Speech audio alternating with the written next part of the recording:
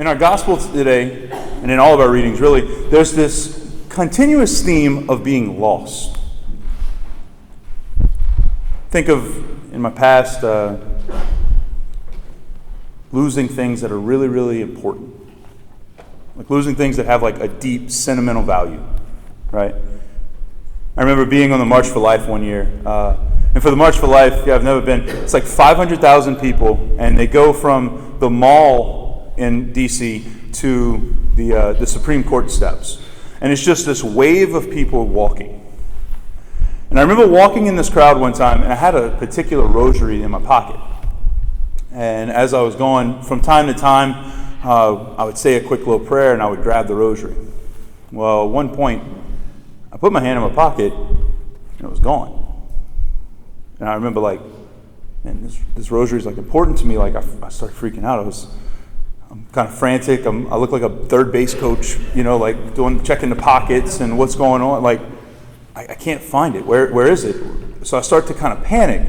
You get the chill up my spine. I feel the sweat start breaking, and like the color starting to flush out my face. I'm looking for my rosary. I can't find it. So like in one of the rules with the March for Life is that you do not leave the group. And I said, no, I need to find this rosary. That's much more important than this group. So I turned around and basically, I was like, I'm going to go and walk the opposite way of 500,000 people, which was very smart, and basically look down the entire time looking for the rosary on the ground. I'm going to retrace my steps.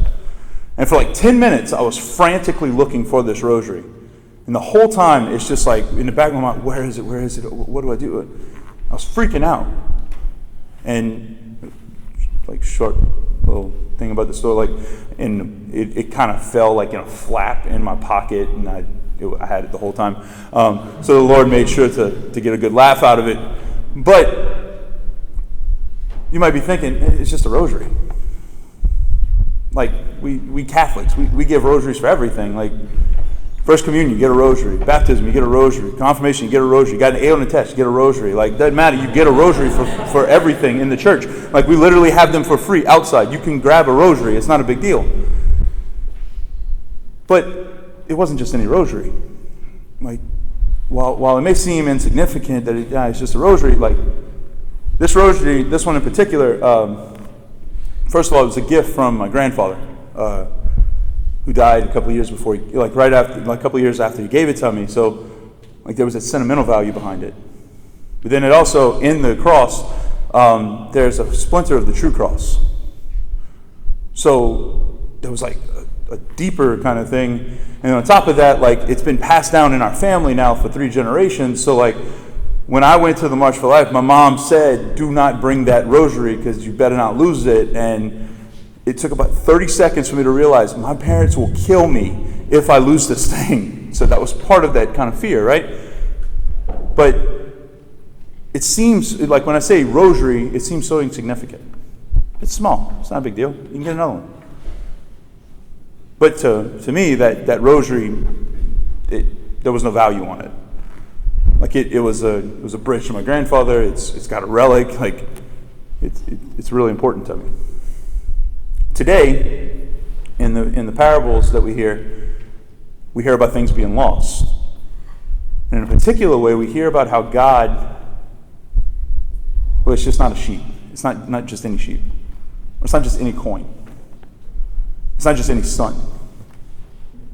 In God's eyes, and like for the analogy, he looks at these things, he looks at us, and he says, there's no value on that one.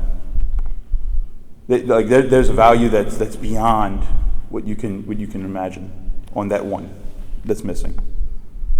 But to understand these, we have to understand their context. Like to understand these 3 parables, we have to understand who it is that Jesus is talking to and what is going on at that time. Like let's kind of set the scene, right? So to begin, the gospel says that Jesus is sitting with tax collectors and sinners. Like Jesus is sitting with the social outcasts. Jesus is sitting with the ones, like the people that weren't like the popular people in the Jewish society. He's sitting with the group of people, like the tax collectors and the sinners, who are publicly known like to have a pretty bad reputation. Like, he's sitting with that girl. Or he's sitting with that guy who's just a little bit awkward. Like, those are the people that Jesus came and he immersed himself in. And of course, he kind of catches some criticism from, your religious elite of the time, the Pharisees. They look at him and say, this guy, he's coming around here saying that he's the Son of God, coming saying that he's divine. And these are the people that he's talking to? They're insignificant. They don't count. They don't really have value. And when Jesus hears this criticism, he gives them 3 stories. The first one talks about a lost sheep. And he says, "What man among you, having 100 sheep and losing one of them, would not leave the 99 in the desert and go after the one?" Think about that. What shepherd, the sheep are his livelihood, right? What shepherd is going to leave 99 sheep when he loses one and go find the one lost one? The shepherd that does that is a fool. The shepherd that does that is just stupid. You're going to really gamble with your 99 sheep to go for the one. Like, growing up, we had a sheep farm. My grandfather had a sheep farm, and I remember going around, and I learned 2 things about sheep. One thing, they cannot defend themselves. And 2, they're tasty. So basically, these 2 things make them just an easy target. They have no defense, and wolves love them. Who would gamble your livelihood, 99% of his livelihood, to go after a one? That's a foolish shepherd. The woman with the coin. She has 10 coins, she loses one. Now, in commentaries, they'll discuss how much these coins were worth. It sounds like they're a pretty small amount. So the woman loses like the equivalent of a nickel. And she starts turning her house upside down to find this lost coin. It's a bit much. It's just a nickel. Like, we go to the drive-thru and we get our money back. If we drop a nickel, like, we're not even opening the door for that. We're just leaving it. It's just a nickel. It's not that much. It has no value. Like, that's not going to make or break you. Oh well, move on. In both cases, the parable is trying to take a social construct, kind of turn it, to reveal something about God. Because God doesn't see just one sheep out of the 100. He doesn't just see a small amount out of the nickel. When the Pharisees are hearing this, they're seeing the insignificant, the invaluable, the people that are surrounding Jesus. And they can tell that's who the Lord's talking about. That's who it is that Jesus is pointing at. The insignificant, the small, the worthless. Because Jesus is trying to tell the Pharisees and the religious elite, there's not a price on a human soul. Every human soul is valuable for God. And valuable to a degree that you can't understand. Every human soul, the greatest of creation that he gave us, was the human person. And that's what he upholds more than anything else. That's worth gambling to 99. For each individual human, each individual soul, that's who he calls to him. In that way, we can then look at the story of the prodigal son. The prodigal son, this younger son, comes to his dad and says, "Dad, I'm sorry, I'm done. I want my inheritance and I want to go now." Now it sounds like really proper and very formal when he says, "Father, give me the share of your estate that should come to me." In a way, this is basically like a death wish to his father. Like, I can't wait for you to die, so give me my money now. That's a lot heavier than it sounds. Give it to me now. Let me get out of here.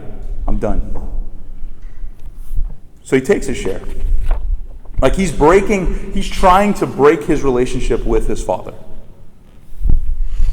Not only does he do that, but then he leaves his father's country and he goes off into this distant land. He leaves the promised land and he goes off into this distant country.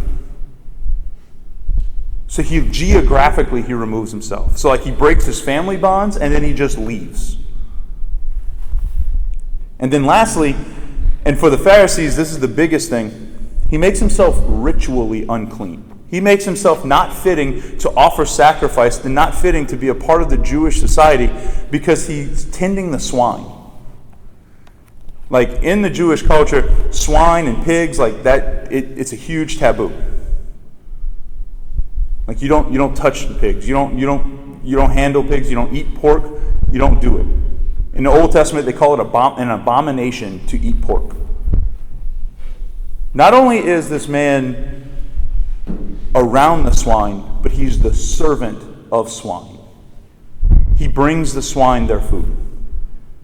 In the eyes of the Pharisees, he's broken his family bonds, he's left the promised land, and he's put himself on the lowest possible rung of the social ladder that he can be. So the audience that's hearing this is thinking, this guy is done. He is worthless. He is small. He is insignificant. There's nothing that can save this guy. Write him off. But as we know, the story continues and he repents. Like he kind of hits rock bottom and he starts practicing his little phrase that he's going to tell his dad. Like, Father, I've sinned against heaven and against you. I no longer am called to be your son. Please hire me. Like, at least. And he comes back to his dad. And like the Pharisees are thinking, well, he's coming back to his dad, so how would the dad react? The dad's going to be like sitting on like some kind of like lazy boy throne kind of thing, waiting for his son to come back. And when he gets back, he's going to have to grovel and just like beg and beg and beg to be like, and apologize a million times to be able to be back in the good graces of his dad. And then maybe he'll hire him as a servant. Like that's the kind of image that the Pharisees have. That would be the just thing to do for all the stuff that he's done. Like by wishing his father dead, by leaving, and then by becoming ritually impure. And Jesus again turns it. He takes a social convention and he flips it. Not only does the Father not make him grovel, not only does the Father not make him approach him, not only does he just kind of sit back and kind of haphazardly listen to him, he goes out to meet him. Like he runs out to meet him. Like imagine that. It says that he sees him while he's still far off. Like this good father is looking at the horizon, waiting for his son to come back. And he doesn't, once he sees him, once he gets a glimpse of him, he sprints to him. He runs to him. He does an undignified action to go and get him. And just like the sheep, just like the coin, and again, just like the son, they have a party. They found the sheep, they find the coin, they find the son, and they want to rejoice in that. But that's not where the gospel ends. In fact, I think the last piece of the gospel oftentimes characterizes a sin that we can be prone to. Like good old Catholic, I go to Mass every Sunday Catholics. The back half of this gospel, the very end, characterizes probably like one of our most dangerous vices. The sense of self-righteousness. And it's characterized by the older son. The older son comes in and he hears the party going on. He sees that they have celebration going on. And what happened? Like, what? Looks at the servant, like, what's going on? Check it out, we got a party. And the servant says, your brother came back. So your dad has killed the fatted calf, And they're having like the feast of all feasts. And instead of being excited that his brother's back, instead of being excited that his brother has turned from his ways, he gets mad. He gets bitter. And he says, no, I'm staying out. I'm not going in. I'm not going to celebrate this. I can't. So the father, being again a good father, not only did he go out to get his son who had fallen into sin and fallen into this life and left them and all this stuff, but he goes out and gets his other son. And when he goes out to meet him, basically, what are you doing? Come on. Like, your brother's back. And the older son says, look, all these years I served you, and not once did I disobey your orders. And you never gave me a young goat to feast with my friends. Like, you've never given me a small thing to have a party. But instead, when your son comes back, who's done all these things, you throw like the party of all parties for him? And the language he uses is, when your son comes back. Like, think about it. We do that. We do that with our language. Like, we got a problem in our family. It's like, that's your sister-in-law. That's your brother. We have a tendency to do that with our language, where we want to distance ourselves from the other person. We want to break that relationship. Instead of celebrating and being excited that he's back, the older brother holds all of his baggage against him. And the father says, basically says, I don't want to celebrate everything that he's done. I want to celebrate that he's here now. I want to celebrate that your brother is back home. That he's turned from his ways and come back.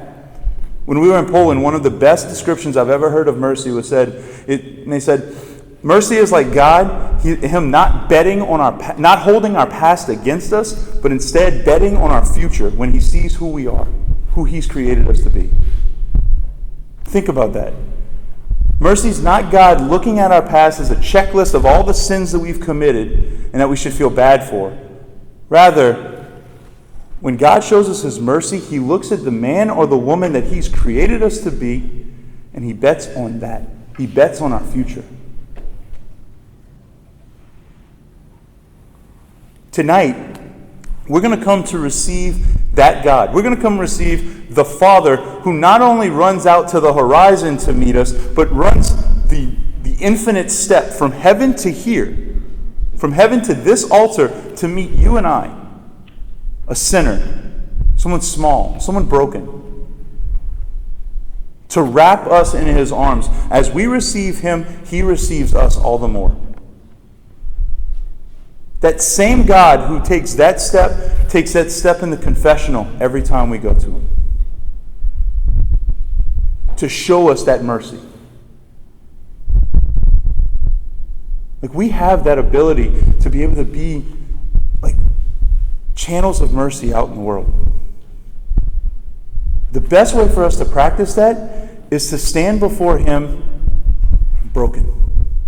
To stand before him with our sin ready to offer it, saying, Lord, I have sinned against heaven and against you, and I don't deserve the gift you're going to give me.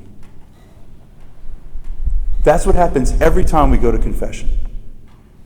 That's what happens every time we approach this altar with a heart that's open and that's ready to receive the Lord. Because we have a world right now that needs ministers of mercy more than it ever has.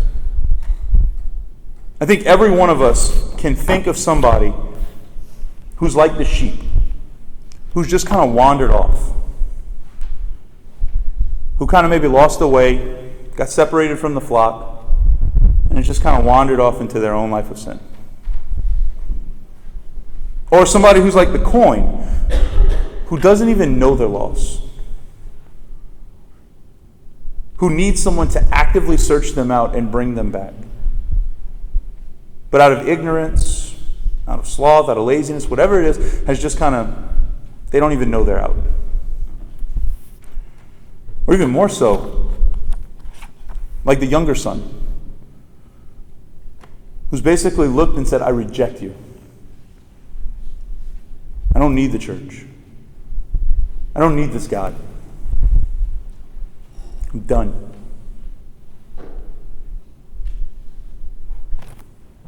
We have the ability to be those ministers of mercy, like the Father, who go out into those situations and help bring God's children back. But oftentimes our vice tends to be, we just become self-righteous like the older son.